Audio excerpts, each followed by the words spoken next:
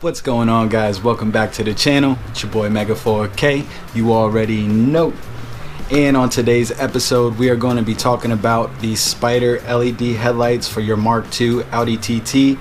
If these are something that you're interested in, I would just like to give you a little bit of insight before you go ahead and purchase these, and go over a couple of the issues that you may run into upon your installation of these actual headlights. A lot of you guys have reached out to me through DMs and stuff like that, asking me a billion gazillion questions about the headlights, and I am here trying to answer all of the questions. I'm basically going to go over my whole buying experience with these headlights so that you guys can basically make a better decision if you want to pick them up or if you would like to pass on them. So without further ado, we always like to start on a positive note around here, so I'm going to start with all of the positives from the headlights. Then I will dive into the negatives, and then I will dive into some of the fixes for those issues. So keep it locked, stay tuned. I hope I cover everything. Alright guys, so right off of the bat, the headlights give a brand new look to the front end of the car. Hands down, it brings it into the modern era of Audi, which, you know, they do a lot of cool headlight designs. So I feel like, you know, it is very reminiscent of the Mark III. That's why I titled my video Mark III style headlights. I just wanted to make it clear that these are not actually Mark III headlights. They are Spyder Automotive aftermarket headlights. They do have sequential turn signals, so I love the fact that, you know, all of the newer Audis come already with the sequentials, so this is basically another update to them. I also do love the black housing, so when the lights are completely off, the car looks like a million times more sinister.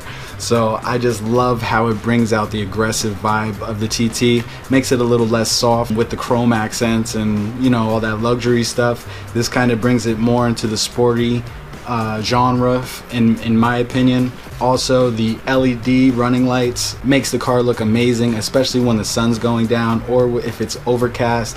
You can see those things from all the way down the street, so you just see the little lines boom coming. It's so sick, it's so sweet. So I think that's about it as far as the positives go with purchasing these headlights. So now I'd say it's about time that we dive into the negatives. Alright, so the very first issue that I realized was the headlights are advertised as a plug-and-play kit for a very steep price. So I was expecting them to be a true plug-and-play kit. However, as you guys seen in my install video, the ballast did not match up, so I couldn't transfer just the ballast over, which forced me to then purchase new ballast. So if this was actually put into the item description before purchasing, I may have did a little bit more prep work so that my install would have been, you know, much more flawless instead of all of the hiccups that I ran into because of not knowing certain things. So I'm letting you guys know now that you may need a new ballast when you purchase these headlights. Also, make sure that when you do purchase these headlights, you are buying the correct ones. I had the Bi-Xenon HIDs in my stock headlights, so I made sure to buy the HID kit for the aftermarket lights. Now, if you have the halogens, make sure that you purchase the halogen, and you may not run into as many issues. So, number one, I have the price point being a little bit steep. Number two, the incorrect ballast, as it was advertised as a plug-and-play kit, which that is not the case. I had to purchase new ballast. Then the next issue would be the shoddy wiring harnesses inside of these headlights. They are so cheaply made that it basically was failing during my install video. So it ended up burning up one of the ballasts, so then I had to purchase another ballast. So now I purchased 3 ballasts to do this install because of the headlights themselves. Now the shoddy wiring cable, that came back to bite me in the booty, being that I just kind of, you can see in the video, I kind of did a quick fix for it just to get them on and running for the actual video, and then I didn't even get a chance to go back in and fix them how they needed to be fixed. So with these shoddy connectors, I ended up running into a bit more issues. So I tried to record a video for you guys a little bit back, but I was sick, so I'm gonna flash back to that now, and I'm gonna show you what actually happened with the connectors and what I had to do to fix them. Now, mind you guys, I was a little sick, so I apologize for the nasalness. Check it out.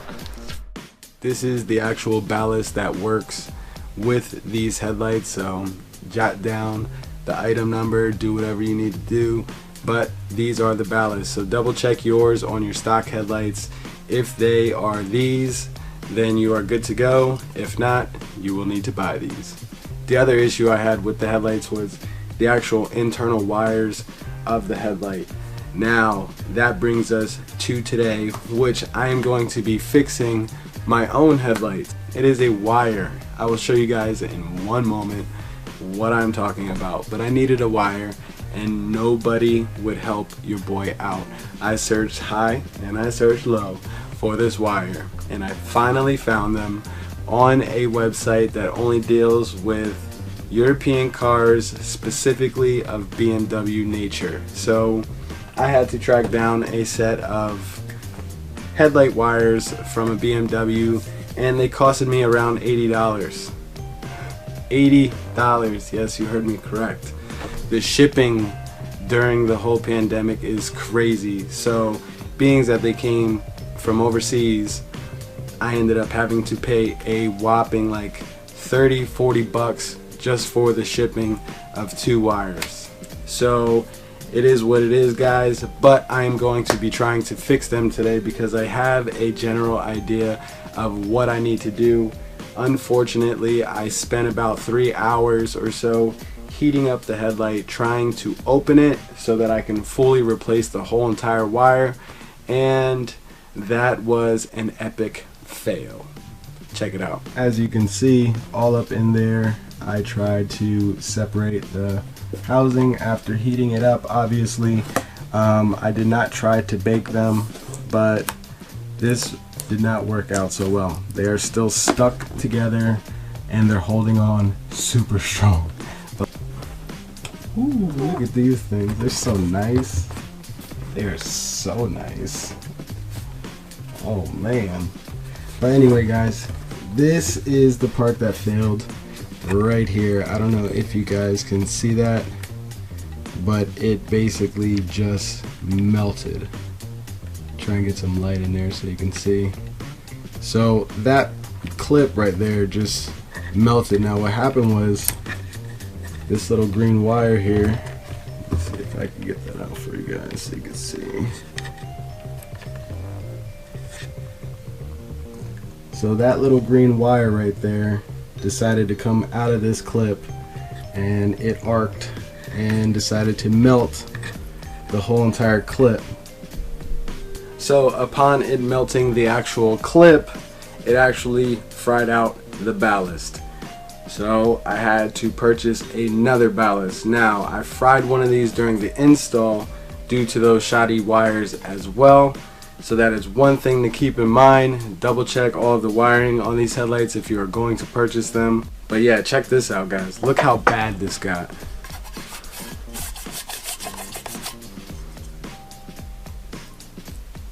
Look at that thing. It is just obliterated. It is so melted. I don't know if you guys will be able to see. Side by side so you can see what it's supposed to look like and what it doesn't look like. Look at that. Awful. You know, I did a little bit of research and I was able to find the BMW cables which these were my first set, and I was very intrigued because the clips look very robust. Check them out.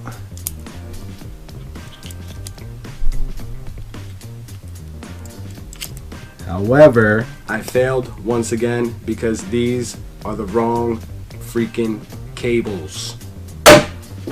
So I do not need those. Ta-da!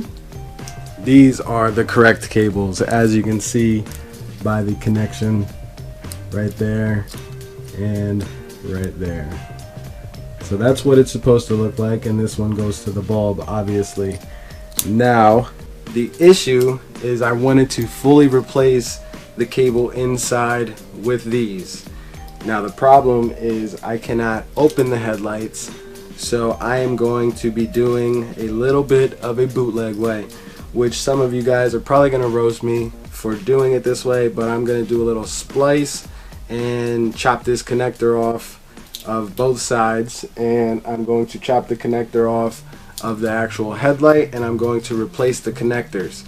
Now, fingers crossed that the wire did not burn all the way through. I do know that this is a possibility, but I figure this is my best shot at saving my $500 headlights. So I'm going to try this. If this does not work, then I will try to open them by all means necessary. I'm not gonna bore you with the whole thing. I'm probably just gonna throw it on time lapse and get to work and replace these actual connectors, and then I'm gonna be taking them out and plugging them into the car, and hopefully they work. Now luckily this only happened to one of them, however I fear it will happen to the other, so that's why I got two cables, because I'm going to do them both.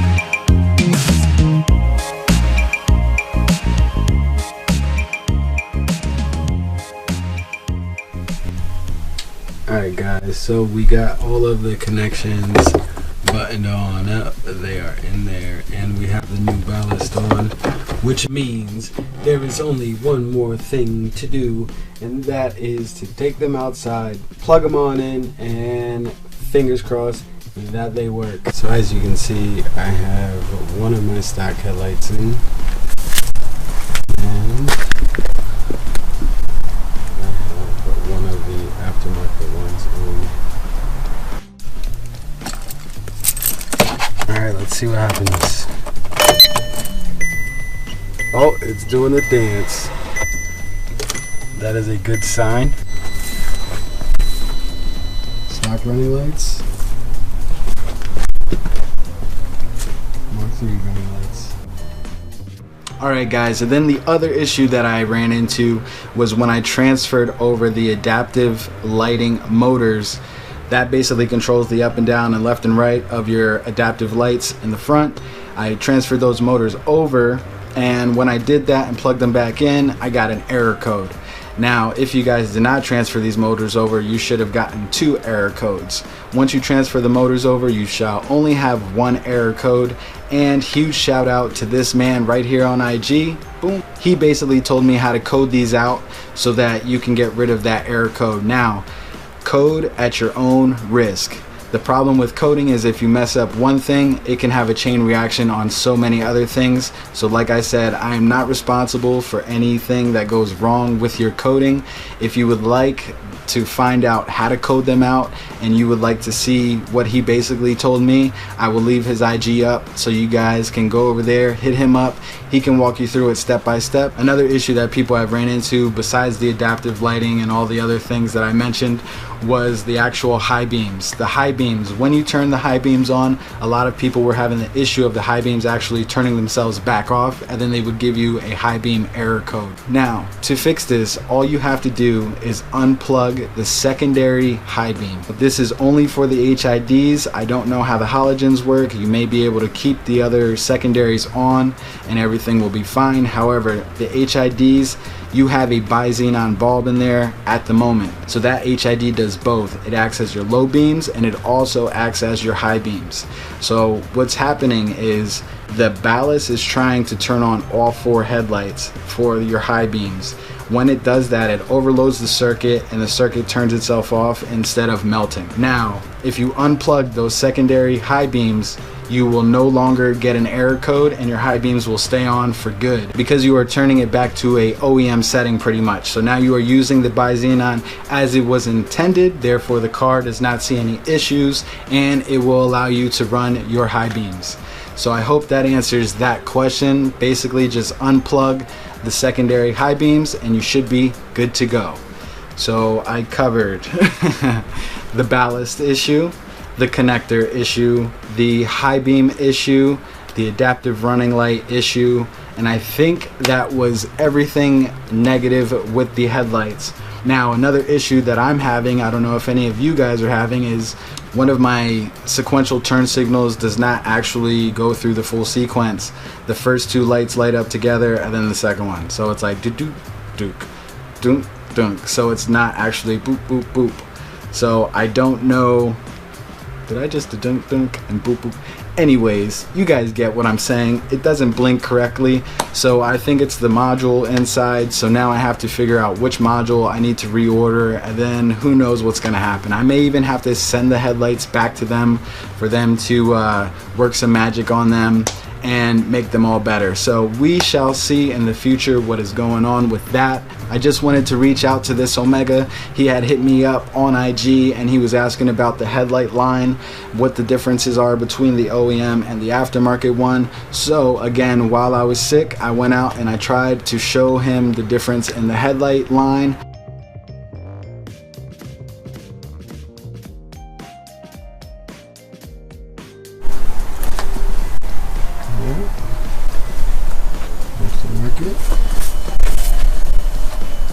Stuck.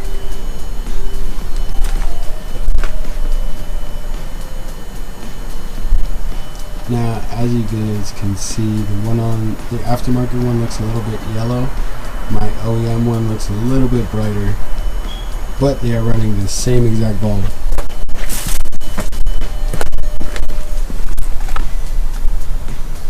So I don't know if it's just something with the lens, the projector.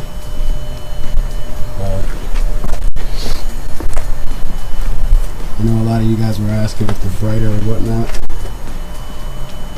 There you go. I hope that I showed you exactly what you were looking for. I'm not too sure, so like I said, man, this is just for you. Feel free to hit me up if it doesn't answer what you were looking for, and I'll try to better, answer that question for you, my friend. A lot of you guys were not feeling the previous intro. Let me know what you guys think of the new one. Huge shout out to Kat for hooking your boy up with that one. Leave it in the comments below. Should we keep it or should we make a new one? I hope you guys got all of your questions answered in this video, and I hope you guys enjoyed the B-roll shots that I threw over this. So without further ado, I'm about to get out of here. If you guys have any more questions about these headlights, please feel free to inbox me, DM me, go through the comments. I will try and answer to the best of my ability. And that is all for now. Until the next one, I do have some new parts that just came in, so make sure you guys keep it locked right here to the channel. I'll see you guys next time. I'm out of here. Deuces.